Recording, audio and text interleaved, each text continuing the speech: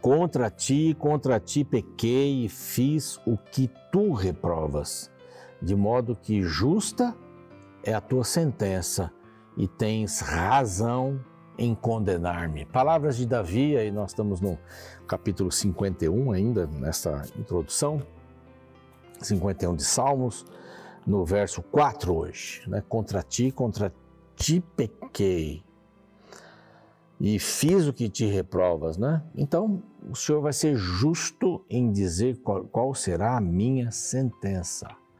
Esse é um espírito de quem se arrepende.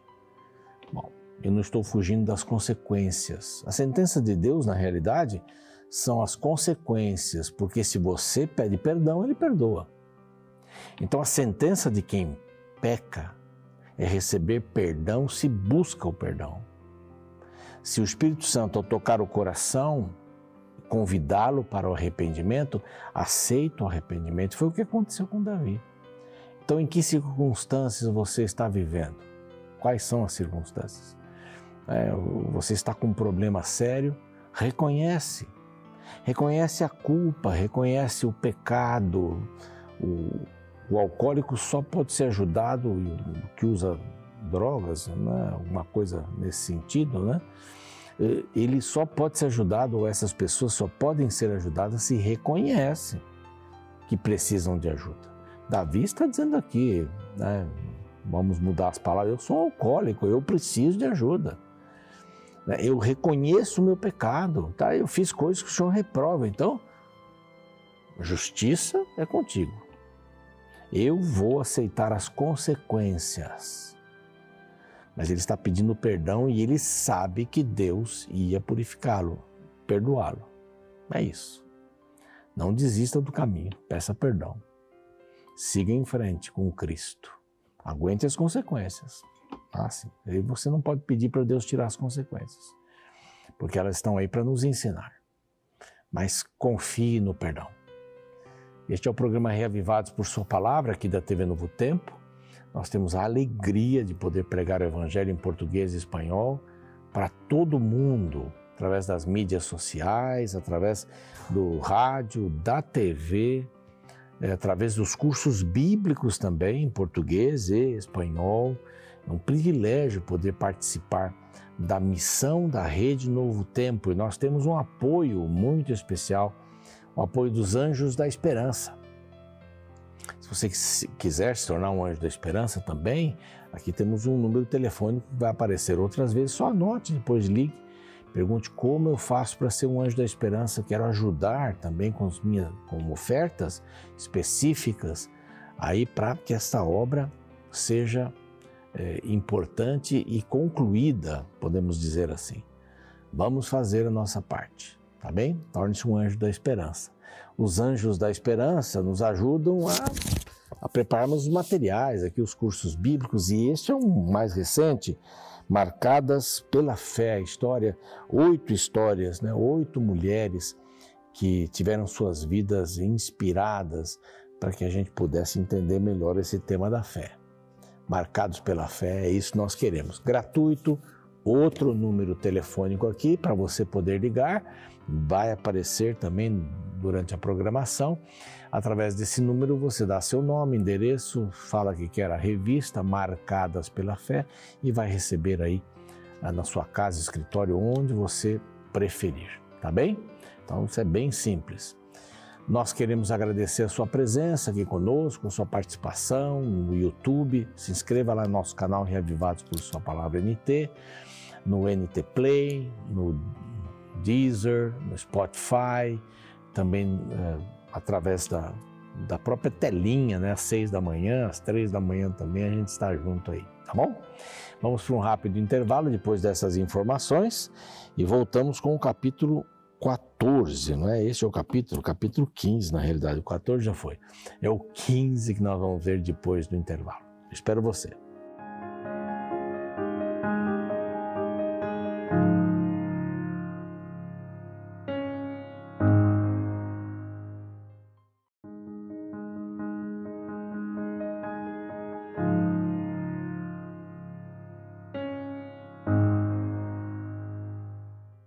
Estamos de volta, este é o programa Reavivados por Sua Palavra. A Palavra de Deus reaviva o nosso coração. E nós estudamos um capítulo da Bíblia a cada dia. Já passamos uma vez a Bíblia toda, estamos na segunda vez aqui passando a Bíblia com você. Embora esta seja a terceira vez que esse processo é desencadeado pela Igreja Adventista. Não tem nada de segredo, é um capítulo da Bíblia todo dia, mas faz uma diferença tremenda, porque tem muita gente. Eu quero mandar um abraço aqui, deixa eu ver se eu consigo abrir novamente aqui no meu celular, mas esta pessoa esteve pela sua palavra, ok.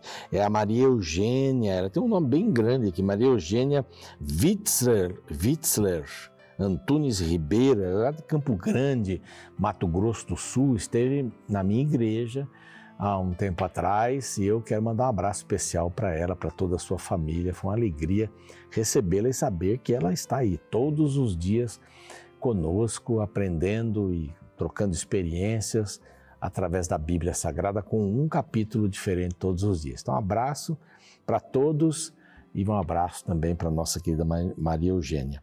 Bom, capítulo 15, nessa sequência, né?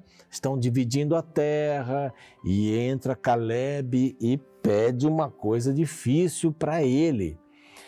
Se fosse outra pessoa, talvez pediria um campo mais largo. Como o pessoal de Manassés, não, nós precisamos muita terra, muita terra, muita terra. E disse assim, faz o seguinte, ele era de Judá, né?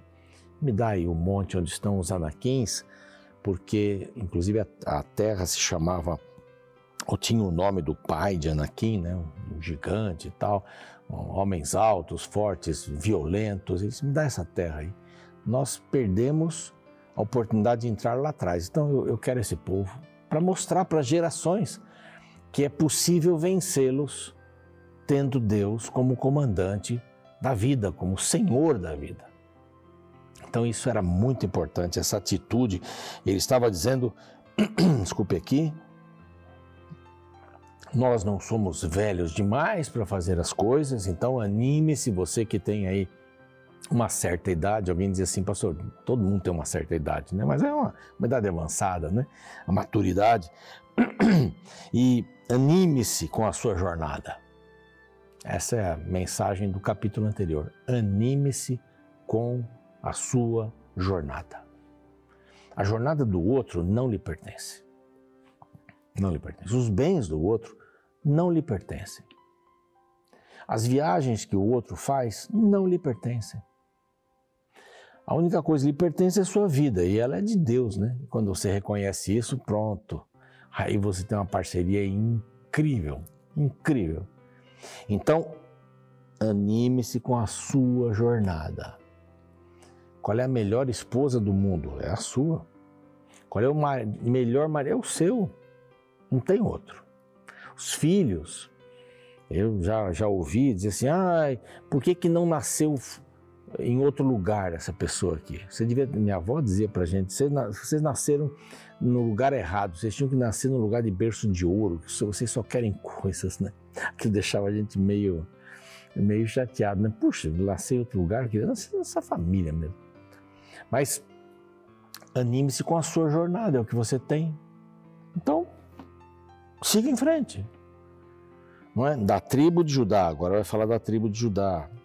Vai dar aqui uma porção de ideias, situações da tribo de Judá. E eu quero que um mapa entre aqui. Esse mapa é da Wikipedia e ele não tem direitos autorais, então por isso que a gente está colocando aqui. Mas aí nesse mapa você vai ver coisas bem interessantes. Onde é que está Judá? Judá está lá no sul, dá uma olhadinha aí.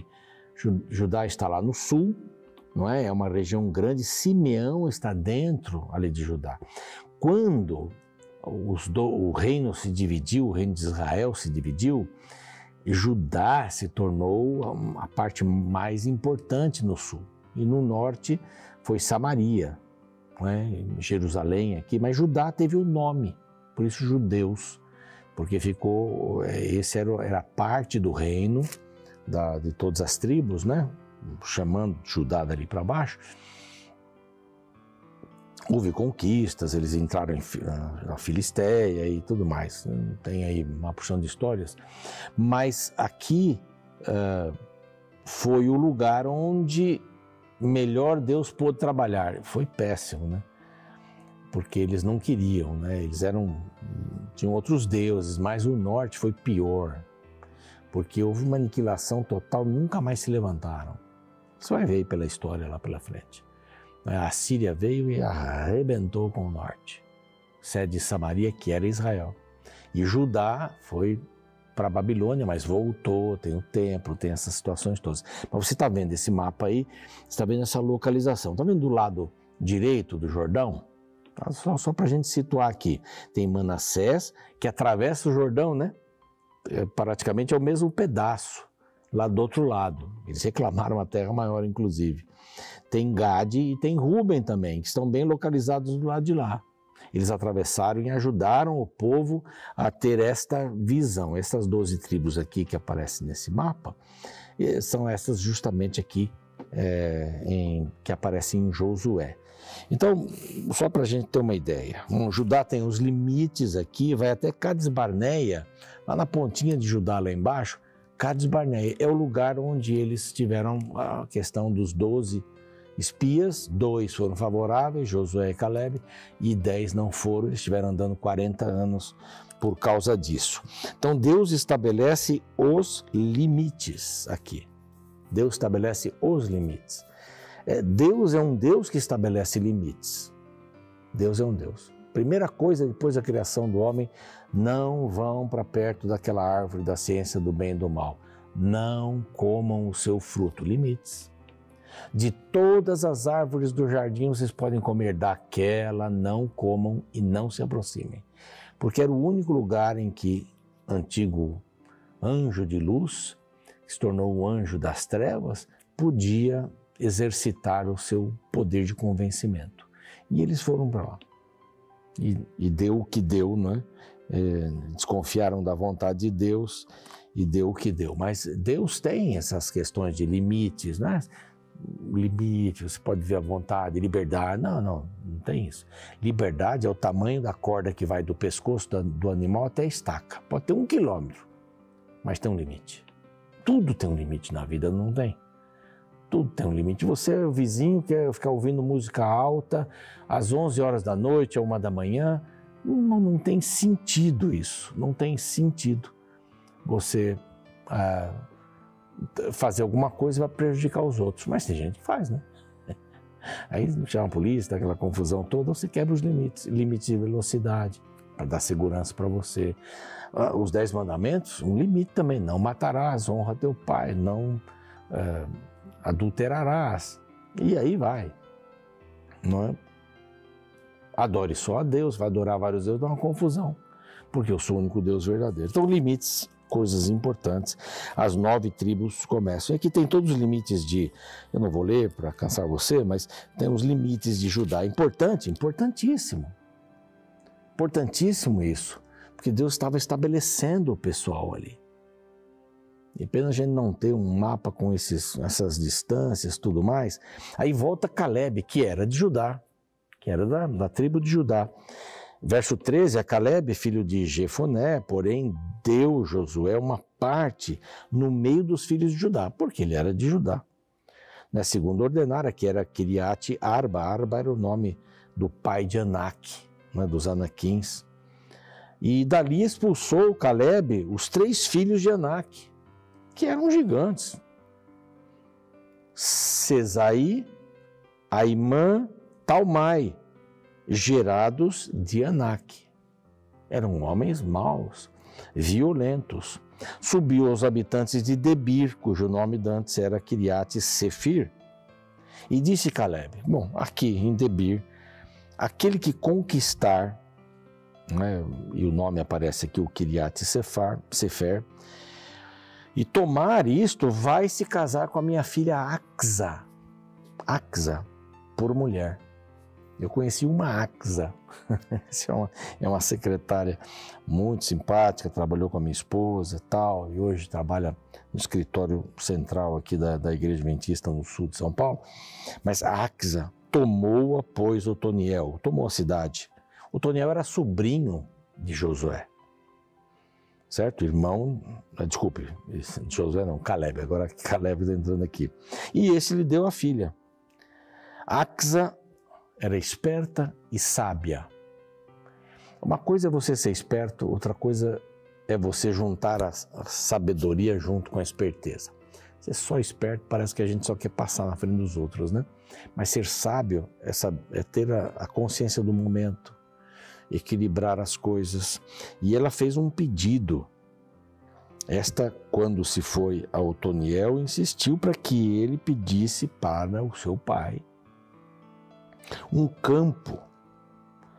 Porque ela disse assim, bom, nós já temos terra, agora queremos fontes.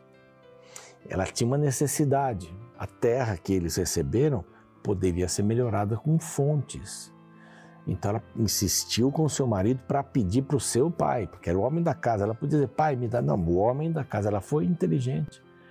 Porque naquele tempo era assim que as coisas funcionavam. O homem falava com o outro homem, embora fosse seu pai. Era respeito pelo marido nas circunstâncias que eles estavam vivendo. Hoje, homem e mulher têm que respeitar um ou outro, seus limites, suas potencialidades.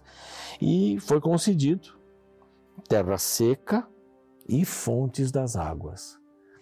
Esse é um pequeno detalhe quando o combate existiu. Dos 4 que havia ali, das 4 cidades, podemos dizer assim, onde estavam os filhos de Anak também, 3 foram conquistadas.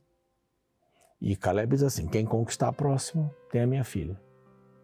Soube distribuir o trabalho também. E agora vem essa questão das 12 tribos. Vai falar só de Judá aqui. E para você já ter uma ideia final aqui, do verso 20 até o verso 62, Judá ficou com 112 cidades. Não vamos ler aqui os nomes das cidades. Mas aqui, 2, 3 versos ou um pouquinho mais, e 29 cidades com suas aldeias, além da cidade, as aldeias que faziam a parte periférica. E vão, 14 cidades e tal. Somando essas cidades, nós temos 112 cidades para Judá. Foi um grande território, só não é maior porque Manassés se dividiu antes e depois do Jordão. Era, aparentemente, aqui pelo mapa, era o maior território que eles poderiam vencer. Judá, nesse tempo, não conseguiu conquistar Jerusalém, mas, porque os jebuseus estavam ali, mas foi conquistado. Depois ela chegou ao segundo, vai aparecendo na história por aqui. Mas vejam, aí começa a distribuição das terras.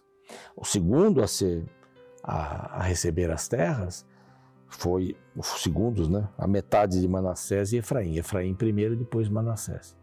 Que aqui no próximo capítulo a gente vai dar uns detalhes mais interessantes ou detalhes pormenorizados e redundância, né? Mais alguma coisa por aí nesse sentido.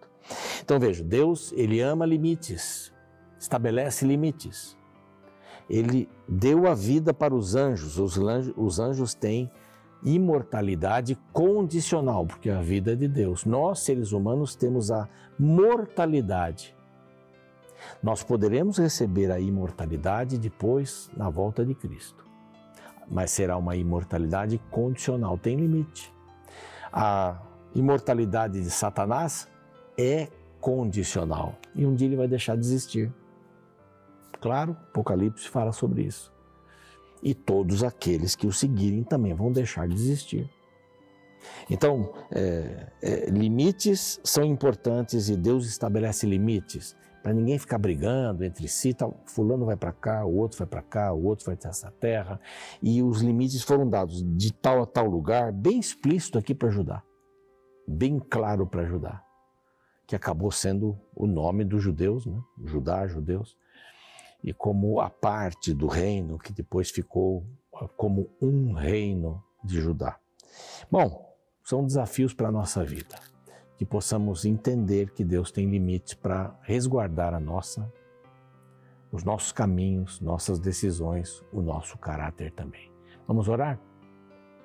Pai querido, nós te agradecemos, porque a Bíblia fala de limites. Aqui tem uma porção de cidades, tem uma porção de detalhes, limites de até onde ia Judá, no sul, no norte, no leste, no oeste, mas nós entendemos que o Senhor tem um amor especial teve um amor especial por aquelas tribos, porque elas não tinham que brigar entre si. Elas tinham um lugar para ficar. Esse lugar foi o Senhor quem deu. Reconhecer isso é importante. E aqui nós também temos um nosso lugar. Temos limites e que possamos entender os limites nas várias áreas da vida, do prazer, limites na área da família, da igreja, na formação do caráter. Ajuda-nos a entendermos isso, Pai, em nome de Jesus. Amém. O programa segue, eu fico por aqui, espero você amanhã com o capítulo 16. É o 16? É o 16 mesmo, a herança de Efraim depois de Manassés. Há alguns anos atrás, li uma frase bem interessante que dizia: os pensamentos sem ação nos conduzem à acomodação. De fato, pessoas acomodadas são aquelas que se conformam com a situação em que vivem e não fazem esforços para mudar. Tais indivíduos não vivem, apenas sobrevivem.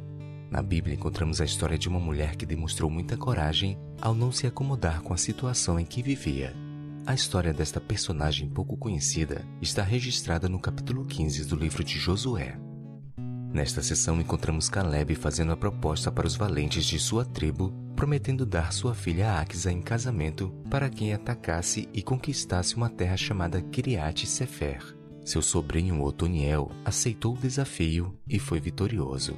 E assim, Caleb lhe entregou sua filha Áquisa por esposa. Porém, o texto revela que assim que passaram a viver como casados, Áquisa foi até seu pai Caleb com um pedido ousado. Nos versos 18 e 19 lemos: esta, quando se foi a Otiniel, insistiu com ele para que pedisse um campo ao pai dela, e ela apeou do jumento. Então Caleb lhe perguntou: que desejas? Respondeu ela: dar-me um presente, deste-me terra seca, dá-me também fontes de água. Então lhe deu as fontes superiores e as fontes inferiores. O texto bíblico nos mostra que Áquisa não era acomodada. Ela viveu sua infância peregrinando no deserto e sabia a dificuldade de se viver em uma terra seca. Agora, depois de adulta e casada, ela não queria voltar para a realidade de seu passado. Ela queria algo melhor. Por isso, ela levantou-se, saiu de sua zona de conforto e foi encontrar-se com seu pai para lhe fazer o pedido, o qual foi atendido sem grandes dificuldades. Sabe, este episódio da vida de Áquisa nos ensina que muitas coisas deixamos de conquistar pela simples decisão de não irmos atrás. Nos acomodamos a certas situações que poderiam ser diferentes. Por isso, precisamos continuar tentando melhorar, mudar, crescer e nos desenvolver. Acomodação é morte. Só consegue quem se levanta e tenta. Como bem declarou o poeta William Shakespeare, nossas dúvidas são traidoras e nos fazem perder o que, com frequência, poderíamos ganhar por simples medo de tentar.